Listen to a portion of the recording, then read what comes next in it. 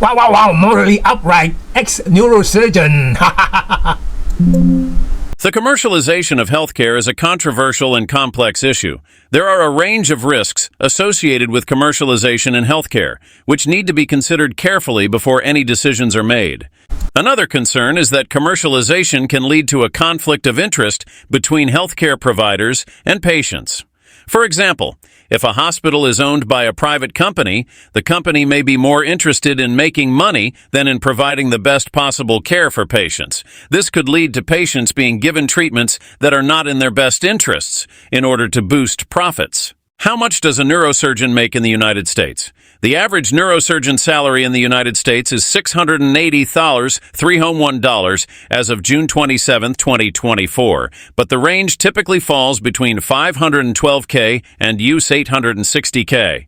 Salary ranges can vary widely depending on many important factors, including education, certifications, additional skills, the number of years you have spent in your profession. Hi, I'm Gooby from Gooby and Doobie. So I used to be a neurosurgeon.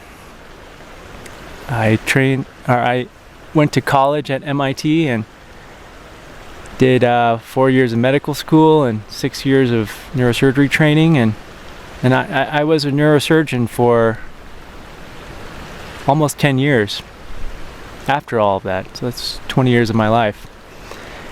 And I quit. I quit last year. And nobody understood why I quit.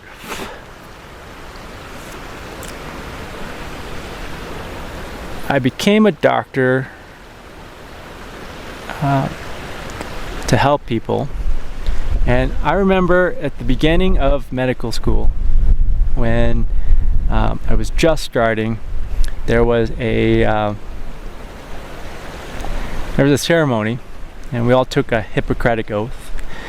I remember there was one of the older faculty docs, and he said that your job as doctors is to relieve suffering. It's not to do a surgery or give a pill. It's to relieve suffering. That might be from doing a surgery or a pill, but it might be just listening, acknowledging what someone's going through. That stuck with me all through medical school and residency and afterwards. But as I did more research into the problem, I found that this dream of being able to give people robotic arms or legs, I don't think will ever happen.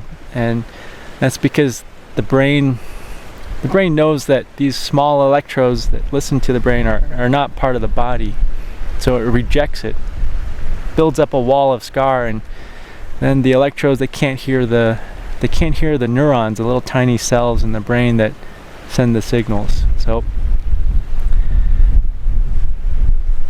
the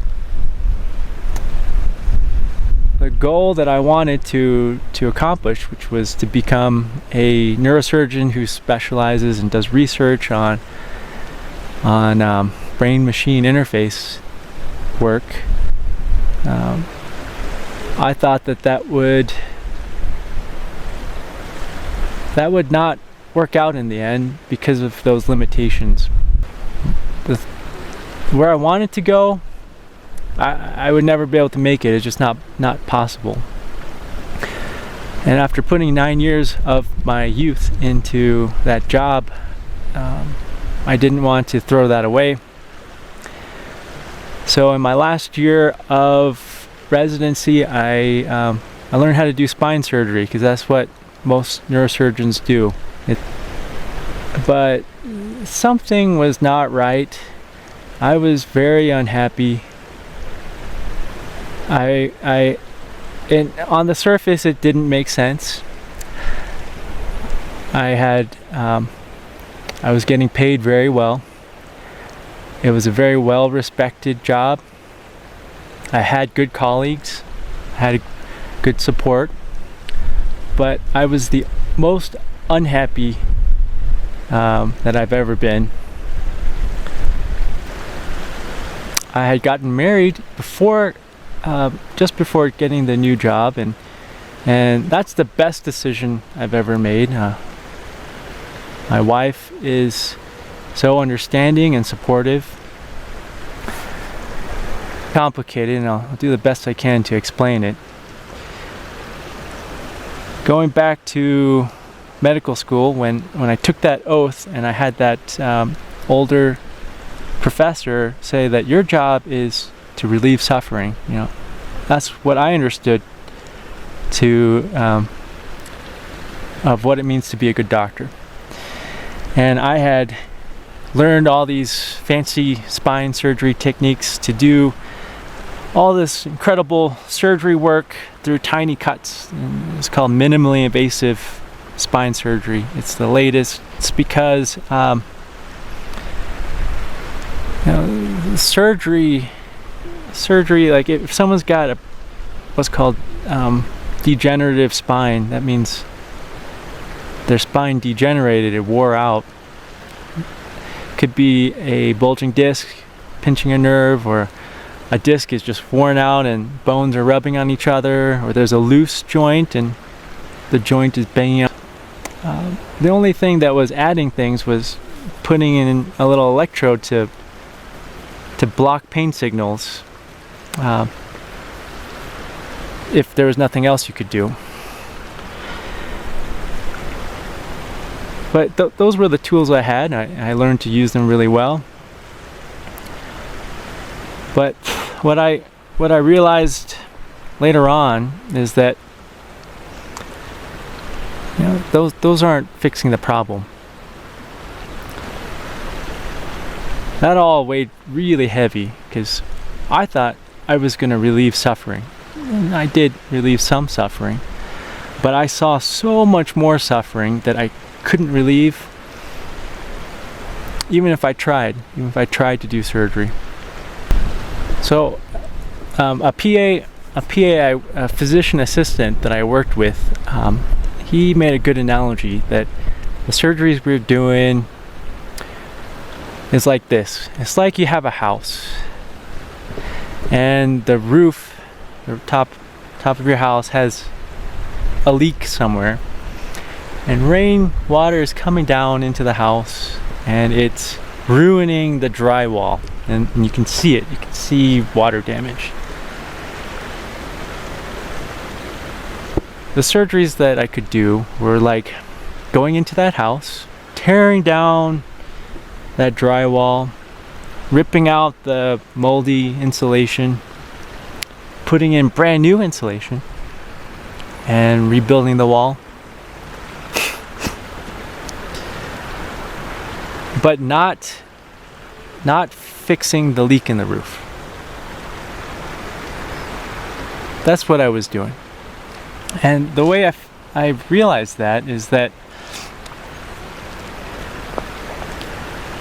I could do a perfect surgery and some people would get better. Some people would stay the same. Some people would get worse. This isn't quite what I thought it was. I thought that if I do a perfect surgery, people are going to get better. And it wasn't always the case.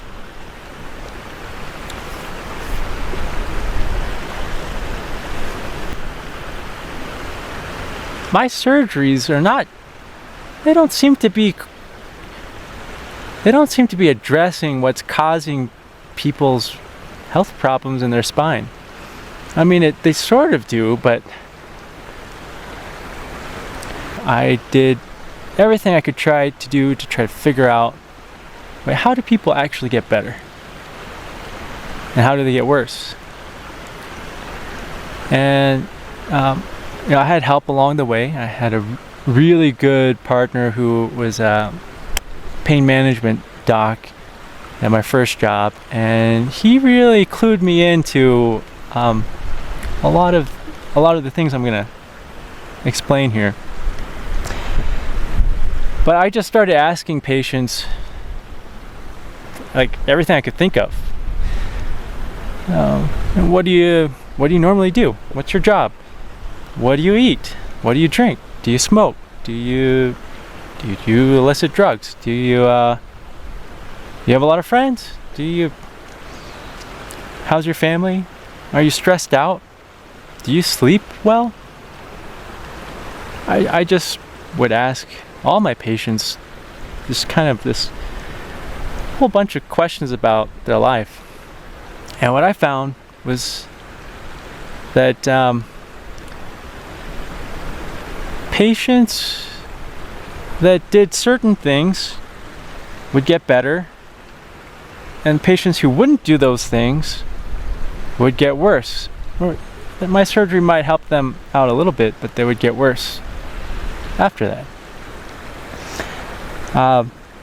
And those things that I saw were the following. It's people that got better, people that healed, they were doing the following. And not exactly, but in general. And this is my observation.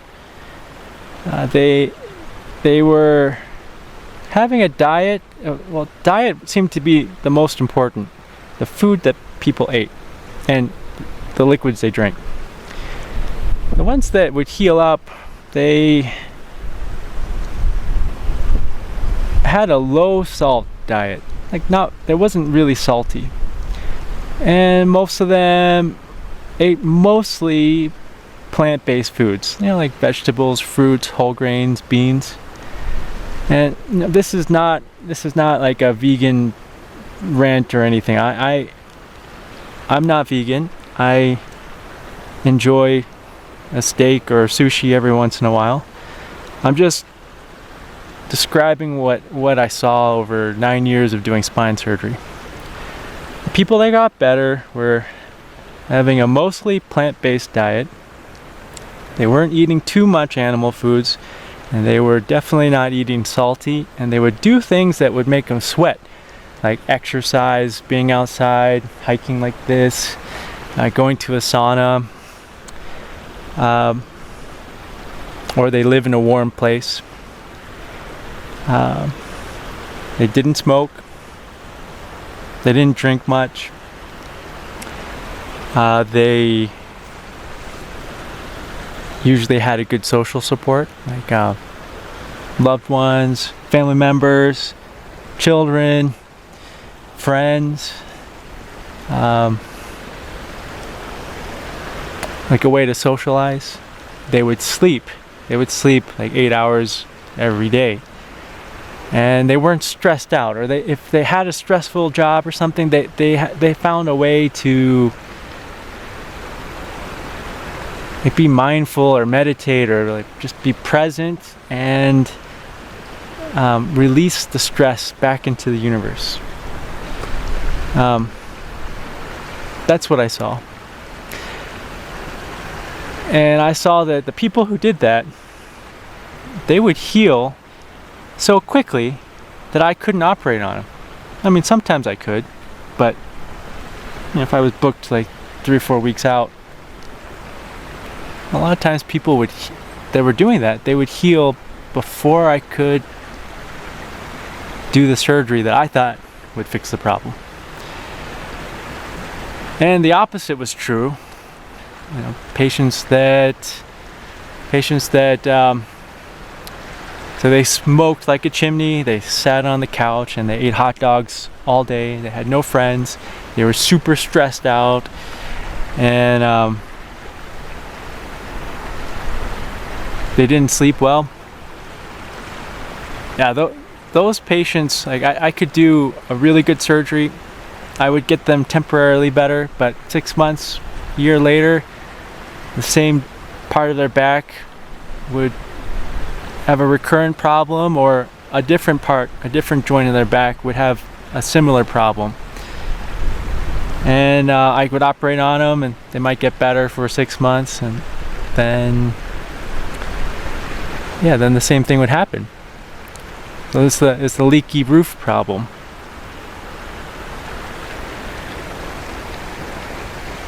So that was my aha moment. It's like, oh, I know what's going on. Wait, to actually heal, you need to like eat a certain way, sleep a lot, not be stressed out, have a good social network, exercise, move your body, stretch. If you do all those things, you heal. And when your body heals, it doesn't just heal, a worn out joint in your neck or your back. It heals everything. It heals the worn out joint in your neck, your back. It heals the skin problem. It heals your digestive tract problem. It heals your hair issues. When your body heals, it heals everything. And that actually became a huge problem. And let me explain why that's a huge problem. Because most people will say, wait, how is that a problem that you figured out how people are healing? It's a problem because our medical system isn't set up this way. I'm not knocking any hospital or group that I worked with. I had the privilege to work with really amazing people in amazing hospitals, amazing institutions. But the way that everything is set up in the whole country, it's not any particular hospital. The way things are set up is that the hospital needs to make money. They need to make money, they need to grow. Economically. They need to grow economically. And the problem there is that if you figure out a way to help patients heal, and that way doesn't include a pill or a surgery, well, then the hospital and the doctor are in big trouble, because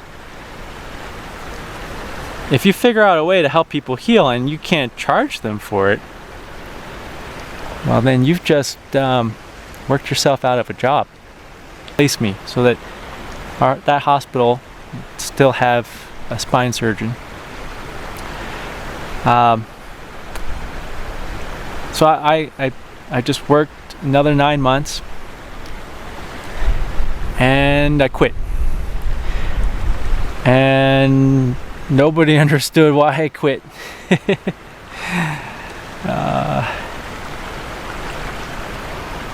I would try to explain, but this video is probably already 40 minutes long and people don't have 40 minutes to listen to me explain why I quit. So I would tell them, oh yeah, I was burnt out, or yeah, it's just too stressful, I just want to take a break, I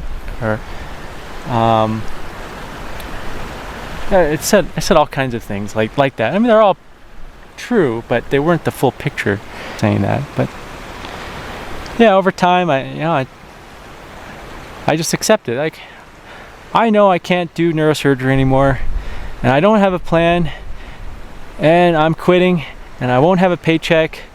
I got some money saved up, and I can live off of that for a while, but I've got to work again at some point. I can't retire. But yeah, no, I need to do this. I knew I needed to do this, and I did it. So that was last September. I quit. Haven't gone back. And at first, like, I couldn't escape it. That was a crisis. Now that I've left, I haven't been this happy in my whole life. It does not feel like a crisis right now. I mean, maybe financially it might be a crisis at some point, but I've never been this happy before. Ever. Hey, hello friends, we come to the end already. Have you subscribed yet? Yes, press the subscribe button and the like button and the share button, and thank you and have a nice day.